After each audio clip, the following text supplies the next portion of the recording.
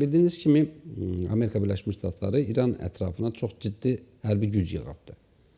Hətta mən deyərdim ki, bu İraq müharibəsindəki güc qədərdir. Bəlkə də çoxdur. Mütəxəssis söhbətində biz bunu bəlli eləyəcəyik. Və bu istiqamətdə söhbəti də bizim siyasi şərhçi analitik, Amerikaşünas Kəmran bəy Cəfərovla aparacağım bu müzakirəni. Studiyamın qonağıdır. Kəmran bəy, xoş gördük. Təşəkkür edirəm Şöhrət bəy. Dəvətinizə görə dəyərli izləyicilərimizi də salamlayıram. Təşəkkür. Kəmran bəy, əvvəlcə həmin gücün bir təsnifatını verək. Amerika İranı vurmaq və yaxud da ki, İranda rejim dəyişikliyinə səbəb olacaq qədər güc yığa bilibmi? Sualınıza dair bircə bir faktı qeyd edim. Məncə bu tam təsviriniz üçün ən gözəl bir fakt olar. Dünən gecə məlumat yayılıb ki, artıq Amerika Birləşmiş Ştatlarının yaxın şərqdə yerləşən bazalarda qırıcılar üçün yeri yoxdur. Hətta bəli, yəni bu qədər məsələ ciddidir. Digər bir fakt gətirim. 12 günlük müharibə zamanı Amerika Birləşmiş Ştatlarının yaxın şərqdə hərbi kontingenti 25 min əskərdən ibarətdir. 25 min daha doğrusu hərbi qulluqçudan. Bu günə artıq bu say 70 minə çatır. 70 minə çatır. Yəni həddindən artıq böyük həcmdə silahlar daşınır regiona dayanmadan. Hava hücumundan müdafiə sistemləri, raketlər, qırıcılar və s. yanacaq doldurma təyyarələri, kəşfiyyat təyyarələri və s. dayanmadan bu proses artıq xeyli müddət gedir və təkrar edirəm, dayanmadan davam edir. Burada İrana daha çox hava zərbələri vurulma ehtimalı var, yoxsa quru əməliyyatda keçirilə bilər? Çünki sadaladığınız və dediyiniz kimi və yaxud da ki, mətbuatda da deyilənlər kimi daha çox hava qüvvələri yığılır. Təyyarələr, bax dediniz, təyyarələrə yer yoxdur. Sizin fikrincə bu yalnız hava hücumundan məhdudlaşacaq, yoxsa? Bugünə qədər bu barədə ABŞ mətbuatı çox yazır, təbii ki, və onların insight məlumatları var, yəni bilavasitə Pentaqondan, ABŞ Müdafiə Nazirliyindən, yəni planlar barədə, zərbələr necə planlaşdırır və s. Bəli, bugün yeganə masada, yəni Trumpın masasında yeganə variant hava zərbələridir. Amma necə hava zərbələri? Hansı nöqtələrə, hansı şəxslərə, hansı miqyasda, bunlar hələ sual altındadır. Amma gördüyümüz tendensiya ondan ibarətdir ki, təkrar edək, dayanmadan silahlar daşınır və Trump da bir neçə dəfə deyib və onun ətrafında olan adamlar da o fikri təkrar etmişdilər ki, zərbə öldürücü olmalıdır. Yəni rejim üçün zərbə öldürücü olmalıdır. Bu səbəbdən də misal üçün əslində bu zərbə bir müddət öncə baş verməli idi və bütün dünya bunu gözləyirdi. İstər İsrailin daxilində siyasi reaksiyalara baxanda, yəni artıq hər şey yetişmişdi və bu zərbə olmadı, amma zərbə baş tutmadı. Səhv etmirəmsinizsə, söhbət 14 yanvardan gedir. 14 yanvar, bəli. Və bu zərbənin baş tutmamasının əsas səbəbi ABŞ mətbuatında və yarı rəsmi şəxslər belə səsləndirmişdilər ki, regionda qüvvə yetərli deyil, öldürücü zərbənin olması üçün. Halbuki 14 yanvara qədər də xeyli qüvvə yerləşdirmişdilər və artıq yəni müəyyən bir zərbə üçün güc var idi. Amma baxın, 14 yanvardan bu günə qədər, 20 fevrala qədər bir aydan çox vaxt keçib və bu müddət ərzində indi flight radar sistemlər var, yəni biz izləyə bilirik təyyarələri, nələr gəlir, nələr gedir, açıq mətbuatı da bunu görə bilirik. Bu bir 36 gün ərzində non-stop rejimində dayanmadan regionda canlı qüvvə də artırılır, yəni bütün növ silahlar artırılır. Dünən də axşam məlumat yayıldı ki, yaxın şərq bazalarında, hərbi hava qüvvələri bazalarında bütün yerlər artıq doldurulur. Öldürücü zərbə deyəndə nəyi nəzərdə tuturlar? Media nə deyir, Amerika rəsmiləri nə? O nə deməkdir? Öldürücü zərbə birinci şəxsin öldürülməsi mi nəzərdə tutulur? Yoxsa rejimi dəyişmək üçün hansısa bir instrument mi var? Nə deməkdir o? Təbii ki, zərbə baş tutacaqsa, hansı ki artıq qaçılmazdı. İndi bu məsələdə keçəcək. Niyə qaçılmazdı? Öldürücü zərbə, orada zərbə bir neçə mərhələdən ibarətdir. Yəni 12 günlük İsraillə müharibə zamanı gördük. İlk növbədə hava hücumundan müdafiə sistemləri tamamilə sıradan çıxarılır ki, havada tam üstünlük əldə olunsun. Sonra strateji obyektlərə zərbələr endirilir. Xüsusilə Sepahın kurasiyasında olan obyektlərə və yəni repressiyaları həyata keçirən qurumlara, o idarələrə, bəsicə aid olan binalara ora zərbələr endirilir və son mərhələdə artıq nöqtəvi xüsusi insanlardan ibarət siyahı var və o insanları aradan götürürlər. Və o siyahıda təbii ki, kimin olması hələ bəlli deyil, onun bəlli olması da mümkün deyil. Amma misal üçün bu yaxınlarda İsrail mətbuatında məlumat yayılmışdı və ali dini rəhbərinin də adı o siyahıda var idi. Yəni onunla da yanaşı İran rejiminin aparıcı şəxsləri, siyasi elitanın aparıcı simaları da o siyahıda var idi. Bax, mən nəyə görə silah-sursatdan başladım, yəni o mövcud qüvvənin şərhindən başladım. Çünki müharibənin reallığını istədim ki, tamaşaçılara bildirim. Amma digər tərəfdən də danışıqlar da elə gedir. Bu danışıqlarla hərbi gücün artırılmasının paralel getməsinin səbəbi nədir sizcə? Yəni, müharibə realdırsa, danışıqlar nəyə görədir? Danışıqlar varsa, əgər nəticə əldə olunmaq fikri varsa beyinlərdə, onda bu qədər milyardlarla pul xərcləyib bu gücü bura niyə yığırlar? Çox gözəl sualdır, Şərəf bəy, həqiqətən çox gözəl sualdır və bu sualı cavablandırmaq üçün Amerika Birləşmiş Ştatlarının siyasi sistemini, qərar vermə sistemini, yəni bu strukturu bilmək lazımdır və mən yəni belə tam təsviriniz üçün çalışacağam bütün incəliyinə qədər bu qərar vermə prosedurunu izah etmək. Deməli, prezidentin xarici siyasətlə bağlı Amerika milli maraqlarını həyata keçirmək üçün iki əsas alət var. Bir alət diplomatiyadır. İndi iqtisadi təzyiqlər də bunu diplomatiyaya aid edilir. Bir qol da bu hərbiçilərdir. Pentagon da ABŞ ordusudur. ABŞ ordusunun bir illik hərbi büdcəsi 1 trilyon dollara yaxındır. 1 trilyon dollar fantastik rəqəmdir. Fantastik rəqəm, təsəvvür edin. Yəni, gündəlik ABŞ ordusunun gündəlik xərci 3 milyard dollara yaxındır. Biraz azdır. 2,7, 2,6. Yəni, təsəvvür edin ki, nə boyda nəhəng bir infrastrukturdur. Və təbii ki, bu infrastrukturun daxilində öz elita da var, yəni siyasi qol da var, siyasi qanad da var. Bu aydın məsələdir.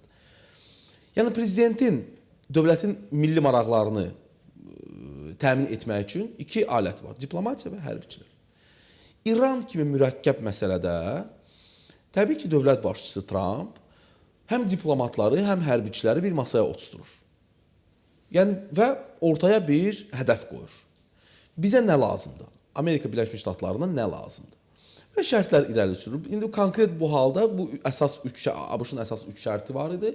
Nüvə proqramının məhdudlaşdırılması, orta və uzaq mənzilli raketlərin sayının və istehsalının məhdudlaşdırılması, bu 2 və 3 İranın proksi qüvvələri regionda və ümumiyyətlə dünyada proksi qüvvələri maliyyələşdirməsinin dayandırılması.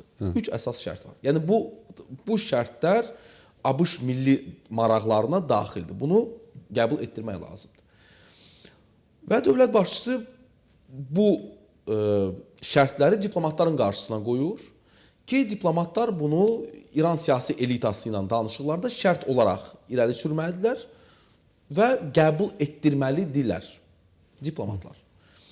İndi bu diplomatik prosesdir. Bunu necə eləyirlər? Misal üçün 3 əsas şərtdir. Bunlar deyirlər, gəlin 3 şərti eləyək 10 şərt. Danışıqlar zamanı bu 7 şərti güzəşt olaraq, yəni diplomatik proses ərzində güzəşt olaraq bunu ikinci plana salaq. Bunu ki biz güzəştlədik, bunu artıq bu şərtləri irəli sürmürük. Amma əsas bu 3 şərtdir. Bu baş tutmasa, Bu da necə baş verir? Yəni vizyon olaraq necə baş verir? Otaqda situativ otaqdır, Trump oturur. Yanında diplomatlardır, Rubio, Witkoff, digərləri və yanında hərbiçilərdir. Pentagonun onlarda bir vəzifə var. Bizim baş qərargah rəisi səviyyəsində bir qərargah, Birləşmiş Qərargahlar rəisi gedir onlarda.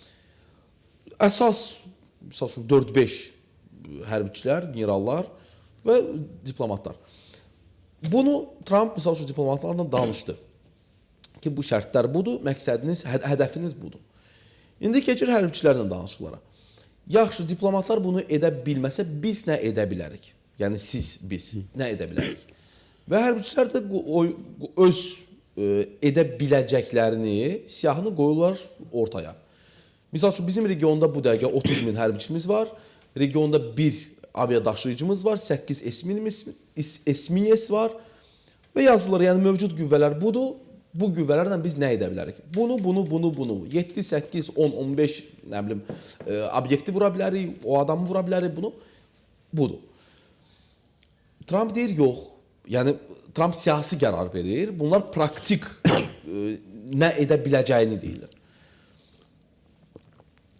Trump misal üçün bu hədəflər və son hədəf, yəni nəyə nail olunacaq nöqtə Trumpı qane etmir. Soruşur hərbiçilərdən, yaxşı, mənə deyir, bu lazım deyil. Mənə daha çox hədəflər, daha çox rəhbərlər, daha çox, misal üçün, nailiyyətlər lazımdır ki, hərbi zərbədən biz buna nail ola bilərik. Hərbiçilər deyir, okey, onda biz regionda hərbi qüvvəmizi müəyyən bir səviyyəyə qədər çatdırmalıyıq. Misal üçün, bir aviadaşıyıcı yox, 2 aviadaşıyıcı olmalıdır. 100 qırıcımız yox, 250 qırıcımız olmalıdır. 50 yanacaq doldurma təyyarəmiz yox, 100 həmin təyyarədən olmalıdır. Və bunlar bir konsensusa gəlirlər, diplomatlar da, hərbiçilər. Və konsensus da ondan ibarət olunur ki, diplomatlar deyir, biz danışıqlar aparırıq, o vaxta qədər sizə lazım olan qüvvəni regionda cəmləşdirirsiniz. Danışıqlar uğursuzluqla nəticələnsə, biz hərbi zərbələrə başlayırıq. Yəni, ümumi təsvir belədir. Bax, təsviri verdiniz və nəticə, bugünkü gələn nəticədə reallıq nədir? Hadisələr hara gedir? Diplomatik qolu güclüdür, yoxsa hərbi qolu güclüdür bunun? Bugünə artıq tam əminliklə deyə bilərik ki, danışıqlar iflasa uğradı. Cenevrədə son danışıqlar da iflasa uğradı. ABŞ mətbuatında da biz bunu görə bilirik ki, o diplomatlar məyusluqla bunu ifadə edirlər ki, danışıqlar artıq danışıqlar üçün bir meydan yoxdur, danışıqlar üçün bir platforma yoxdur, daha doğrusu danışıq predmeti yoxdur. Yəni müzakirə edə biləcək bir şey yoxdur.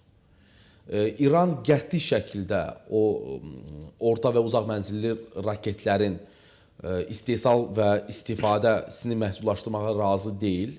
Plus proksi qüvvələr məsələsində də razı deyil. Qalır bir nüvə proqramının məhdudlaşdırılması. O məsələdə də İran tam da olaraq Amerika Birləşmiş Ştatlarının şərtlərini qəbul etmir. Və bu fonda danışıqlar iflasa uğrayır, bu faktdır. Bu fonda da Trumpın artıq hərbi əməliyyata başlamaqdan başqa bir yolu qalmır. O boyda pullar xərclənir və belə bir qərar vermək, ümumiyyətlə Amerika Birləşmiş Ştatlarında belə bir qərar vermək ki, bu regionda o boyda qüvvə cəmləşməlidir, hərbiçiləri bu məsələyə razı salmaq. Gəlin bir məsələni də qeyd edim. Pentagonun illik büdcəsi var və bu illik büdcəyə belə bir şeylər daxil olmur. Yəni belə bir əməliyyatlar həyata keçirilirsə, prezident hər zaman bu bilirsiniz ABŞ daxili siyasətin, daxili sistemin incəlikləridir. Və belə bir şeylər baş verirsə, təbii ki, prezident Pentagona və orduya hər hansı digər proqramlar vasitəsilə, digər büdcədən müəyyən bir boşluqlar var. Buna söz verir ki, məsələn, bu əməliyyata, bu yer dəyişməyə, qüvvələrin cəmləşməsinə 10 milyard, 8 milyard, 7 milyard pul xərclənəcək. Bunu başqa şeylə kompensasiya olunacaq. Yəni əlavə pul ayrılır. Əlbəttə. Və növbəti ilin büdcəsi üçün bu nəzərdə tutulur. hal-hazırda Trumpın istər iqtisadi, istər hərbi, istər siyasi, istər reputasyon olaraq geri çəkilmək yolu yoxdur. Yəni şərtlər ortadadır. Bunu hər kəs bilir. Hansı şərtlər irəli sürülüb. Bu şərtlər göz görə-görə danışıqlarda qəbul olunmur. Biri var Şöhrət bəy, danışıqlar uzadılır. Proses olaraq bu başqa şeydir. Proses olaraq uzadılır və manevr üçün hər halda geri addım üçün də müəyyən bir manevr imkanı, manevr meydanı var. Vəziyyət bu qədər gərgindir İran ətrafında ki, manevr imkanı üçün Trump administrasiyasının geri atmağa yeri yoxdur. Bax, maraqlı bir nöqtəyə çatdıq və sonuncu sualım, yəqin ki, bundan yekunlaşdıracaq. İran nəyə arxalanıb, hansı gücə arxalanıb Amerika kimi ölkə ilə bu cür rəftar edir?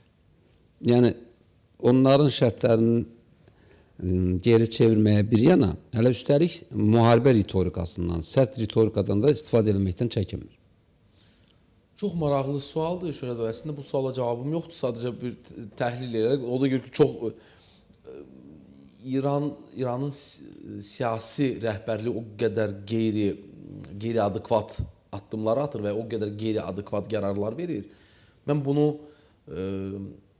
ideoloji əsasdan başqa bir şey görmürəm. Yəni məsələn, Rusiyanın, Çinin rolu ola bilərmi bu məsələdə? Zərrə qədər ola bilməz. Çin müdaxilə də etməz. Rusiyanın da hər hal-hazırda müdaxilə etmək o imkanı yoxdur. Misal üçün, bu yaxınlarda Venezuela nümunəsində gördük ki, Venezuela belə baxanda Çin üçün çox önəmli bir müttəfiq idi. Rusiya üçün də çox önəmli bir müttəfiq idi. Amma gördük ki, Venezuelada nə Rusiyanın, nə Çinin zərrə qədər prosesə təsiri ola bilmədi. Bu azmış kimi Maduro Venezueladan aparılan gündən bir gün öncə Çin delegasiyası Maduro'nun danışıqlarına baxdı. Yəni bu bilirsiniz biabırçılıq oldu. Son dərəcədə nümayişkarana bir situasiya. Heç oradan çıxmamışdılar. Bəli, onlar orada ola Maduro'nu götürürlər, apardılar. Yəni sanki qoymuş kimidirlər əlinə. Bax, bir məqamda var. Bölgə ölkələrinin bəlkə təsiri var. Bölgə ölkələri İranla savaşı, Amerikanın İranla savaşını istəmir. Bura ərəblər də var, bizim türk qardaşlarımız da var. Bölgə ölkələrinin təsiri varmı? Bəlkə bölgə ölkələrinə belə deyək, inanırlar ki, onlar imkan verməyəcəklər müharibəyə. Həm də şantaj edir də, yeri gələndə qorxudur ki, müharibə olsa siz də yanacaqsınız. Bəli, bölgə ölkələrinin həqiqətən narazılığı hiss olunur, amma mən diqqətlə izləyirəm bu prosesi, xüsusilə bölgə ölkələrinin reaksiyasını. Mən yanvar ayında və fevral ayında, yəni bir ay fərq var, reaksiyalar kifayət qədər səngiyib. Bölgə ölkələrinin, yəni etiraz, təpki reaksiyaları kifayət qədər səngiyib. Dəstək yoxdur, amma etiraz zəifləyib. Mən düşünürəm ki, şöyle bu şəxsi subyektiv bir fikrimdir, amma müəyyən bir əsaslarım da var. İranda o qədər bu istər ideoloji olaraq, istər etnik, o qədər vəziyyət mürəkkəbdir ki, zərbələrin hansı nəticə verəcəyini bəlli deyil. Yəni, hətta zərbələr molla rejiminin çökməsinə gətirib çıxarsa, İranın daxilində prosesin hansı yöndə inkişaf edəcəyi bəlli deyil. Və bütün dünyada hal-hazırda dünyanın aparıcı beyin mərkəzləri çalışıb oturub hesablayırlar ki, yəni hətta əgər ali dini lider də vurulsa belə nə reaksiya olacaq? Yəni İran dövləti parçalanacaqmı, parçalanmayacaqmı? Sistem, o belə bir söz var, qabını dəyişəcəkmi, transformasiya olunacaqmı? Və ya sistemin başına kimlər gələcəkmi? Yəni çox mürəkkəb prosesdir və çox dəqiq və incə hesablamalara ehtiyac var deyə bölgə ölkələri bunu hesablaya bilmirlər. Əslində heç kim hesablaya bilmir.